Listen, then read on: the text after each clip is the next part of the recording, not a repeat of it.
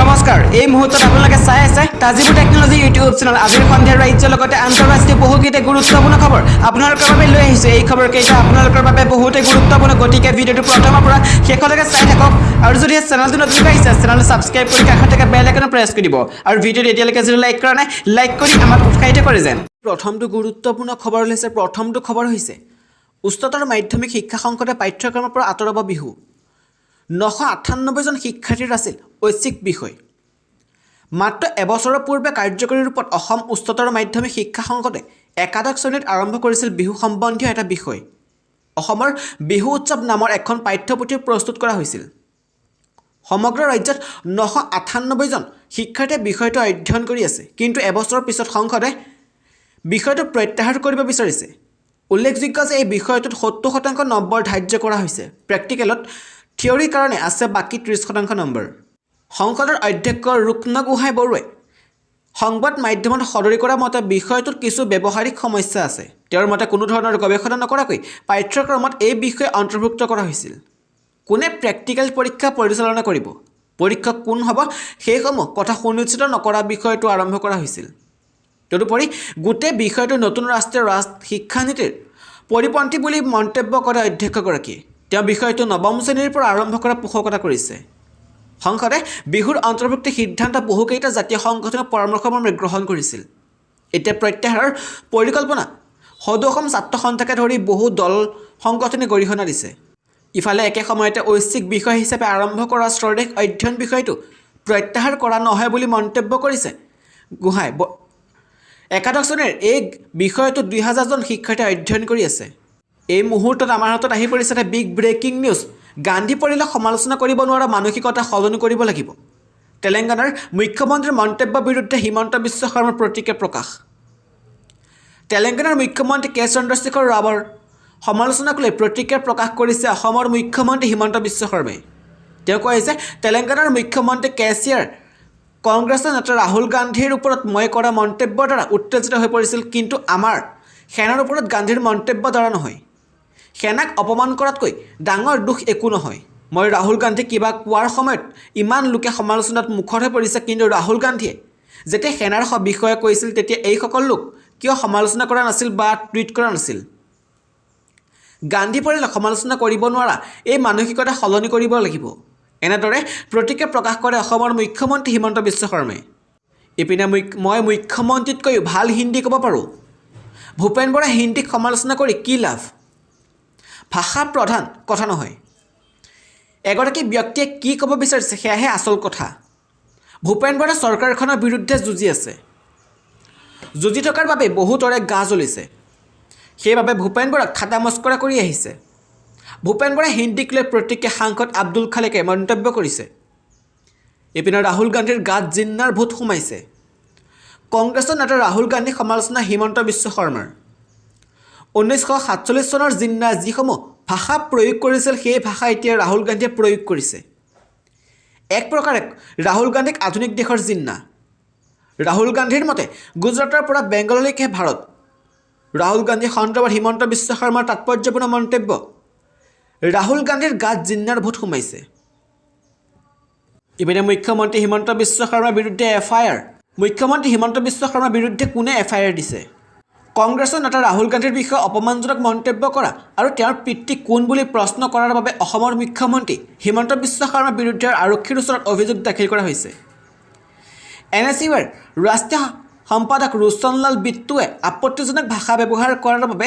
অসমৰ মুখ্যমন্ত্ৰীৰ বিৰুদ্ধে মহাৰাষ্ট্ৰৰ চন্দ্ৰপুৰস্থিত ৰামনগৰ আৰক্ষী থানাত এখন এজাহাৰ পঞ্জীয়নৰ দাবী জনাইছে উল্লেখযোগ্য যে 11 ফেব্ৰুৱাৰীত ডক্টৰ হিমন্ত বিশ্ব শৰ্মাই উত্তৰাখণ্ডত বিজেপিৰ এখন নিৰ্বাচনী সভাত ভাষণ দি ৰাহুল গান্ধীৰ পিতৃৰ পৰিচয় সন্দৰ্ভত বিতৰ্কিত মন্তব্য কৰিছিল হিমন্ত বিশ্ব শৰ্মাই কৈছিল ৰাহুল গান্ধীয়ে চাৰ্জিকেল ষ্ট্ৰাইকৰ প্ৰমাণ বিচাৰে আমি কেতিয়াবা প্ৰমাণ বিচাৰিছোঁ নেকি যে আপুনি সঁচাকৈ ৰাজীৱ গান্ধীৰ পুত্ৰ অসমৰ মুখ্যমন্ত্ৰী এই মন্তব্যৰ পিছতে শনিবাৰে অসমৰ লগতে দেশৰ বিভিন্ন প্ৰান্তত কংগ্ৰেছ দলৰ তীব্ৰ প্ৰতিবাদ সাব্যস্ত কৰাৰ লগতে মুখ্যমন্ত্ৰী শৰ্মাৰ বিৰুদ্ধে উচিত ব্যৱস্থা গ্ৰহণৰ দাবী জনায় আনহাতে তেলেংগানাৰ মুখ্যমন্ত্ৰী কে চন্দ্ৰশেখৰ ৰাৱতে মুখ্যমন্ত্ৰী হিমন্ত বিশ্ব শৰ্মাৰ মন্তব্যক তীব্ৰ ভাষাৰে গৰিহণা জনাই তেওঁক মুখ্যমন্ত্ৰী পদৰ পৰা বৰ্খাস্ত কৰিবলৈ দাবী জনাইছিল মুখ্যমন্ত্ৰী শৰ্মাক লক্ষ্য কৰি শনিবাৰে ৰাৱে কয় যে মোদীজী এয়া আমাৰ ভাৰতীয় সংস্কৃতি নেকি বেদ মহাভাৰত ৰামায়ণ আৰু ভাগৱত গীতাত এয়া শিকোৱা হৈছে নেকি ইপিনে তৃতীয় আৰু চতুৰ্থ বৰ্গৰ পদৰ নিযুক্তিক লৈ মুখ্যমন্ত্ৰীৰ বৈঠকত উপস্থিত ৰাজ্যৰ মুখ্য সচিবসহ কেইবাজনো বিষয়া 1 লাখ চাকৰি প্ৰদানৰ ক্ষেত্ৰতো আলোচনা কৰা হৈছে বৈঠকত 10 জনৰ ভিতৰত নিযুক্তি প্ৰক্ৰিয়া সম্পূৰ্ণ কৰাৰ নিৰ্দেশ মুখ্যমন্ত্ৰীৰ সামাজিক মাধ্যমত এই খবৰ প্ৰকাশ কৰিলে মুখ্যমন্ত্ৰী হিমন্ত বিশ্ব শৰ্মাই ইপিএফৰ চিবিটিৰ বৈঠকৰ মাৰ্চত গুৱাহাটীত অনুষ্ঠিত হ'ব এই বৈঠকতে কৰ্মচাৰীসকলে পাব পাৰে ভাল খবৰ বৰ্ধিত মুদ্ৰাস্ফীতিৰ প্ৰতি লক্ষ্য ৰাখি চৰকাৰে চাকৰিয়ালসকলক সকাহ দিবলৈ পিএফৰ সুতৰ হাৰ বৃদ্ধি কৰিব পাৰে কৰ্মচাৰী ভৱিষ্যত নিধি সংস্থাৰ ইপিএফৰ কেন্দ্ৰীয় পৰিষদ চমুকৈ চিবিটি অহা মাৰ্চত অৰ্থাৎ 2021 আৰু 22 বৰ্ষৰ বাবে পিএফ জমাৰ সুতৰ হাৰ ওপৰত সিদ্ধান্ত লোৱাৰ বাবে মাৰ্চত বৈঠকত মিলিত হোৱাৰ সম্ভাৱনা আছে সূত্ৰই কৈছে যে বৈঠকত 2021 আৰু 22 বৰ্ষৰ বাবে পিএফ জমাৰ সুতৰ হাৰ বৃদ্ধি কৰা হ'ব পাৰে কেন্দ্ৰীয় শ্ৰম মন্ত্ৰী ভূপেন্দ্ৰ যাদৱে কৈছিল যে ইপিএফৰ চিবিটিৰ বৈঠকত মাৰ্চত গুৱাহাটীত অনুষ্ঠিত হ'বই ই 2021 আৰু 22 বৰ্ষৰ বাবে সুতৰ হাৰ নিৰ্ধাৰণ কৰাৰ প্ৰস্তাৱ তালিকাভুক্ত কৰে 2020 আৰু 21 বৰ্ষৰ দৰে ইপিএফঅয়ে 2021 আৰু 22 বৰ্ষৰ বাবে 8.5% সুতৰ হাৰ বজাই ৰাখিব নেকি বুলি সোধাত চিবিটিৰ মুৰব্বী যাদৱে কয় যে পৰৱৰ্তী বিত্তীয় বৰ্ষৰ বাবে উপাৰ্জনৰ আকলনৰ আধাৰত এই সিদ্ধান্ত লোৱা হ'ব প্ৰথমটো খবৰ হৈছে বিজেপিৰ সভাত হঠাৎ উপস্থিত হ'ল শ্বাৰবান আলী কেমেৰা দেখি শ্বাৰবানে ক'লে মই মানে মাস্ক সাংস্কৃতিক প্ৰকল্পত অনুষ্ঠিত হৈছিল পৌৰ নিৰ্বাচনৰ ৰণকৌশল প্ৰস্তুত সন্দৰ্ভত বিজেপিৰ বিশেষ সভা এই সভা চলি থকাৰ সময়তে দেখা গ'ল শ্বাৰবান আলীক আজি মাস্কৰ সাংস্কৃতিক প্ৰকল্পত অনুষ্ঠিত বিজেপিৰ সভাত হঠাৎ উপস্থিত হ'ল কংগ্ৰেছৰ নিলম্বিত বিধায়ক শ্বাৰবান আলী মাস্কৰ সাংস্কৃতিক প্ৰকল্পত অনুষ্ঠিত হৈছিল পৌৰ নিৰ্বাচনৰ ৰণকৌশল প্ৰস্তুত সন্দৰ্ভত বিজেপিৰ বিশেষ সভা এই সভা চলি থকাৰ সময়তে দেখা গ'ল শ্বাৰবান আলীক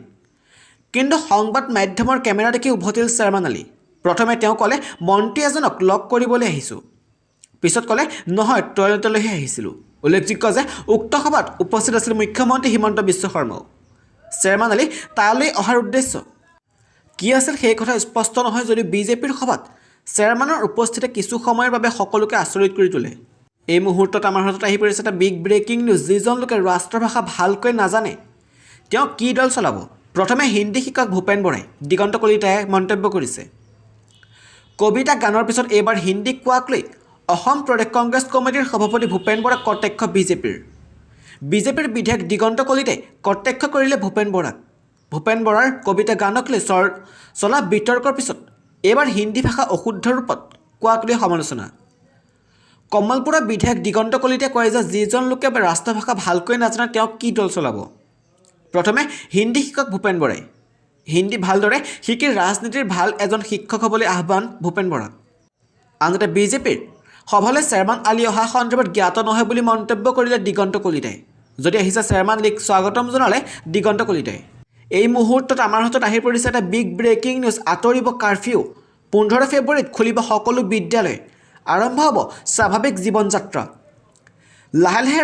ৰাজ্যলৈ ঘূৰি আহিছে স্বাভাৱিক পৰিৱেশ কৰোনা ভাইৰাছৰ সংক্ৰমণ হ্ৰাস পোৱাৰ পৰিপ্ৰেক্ষিতত ৰাজ্য চৰকাৰে কোভিড সম্পৰ্কীয় সকলো নীতি নিৰ্দেশনা অহা 15 ফেব্ৰুৱাৰীত উঠাই দিয়াৰ সিদ্ধান্ত গ্ৰহণ কৰিছে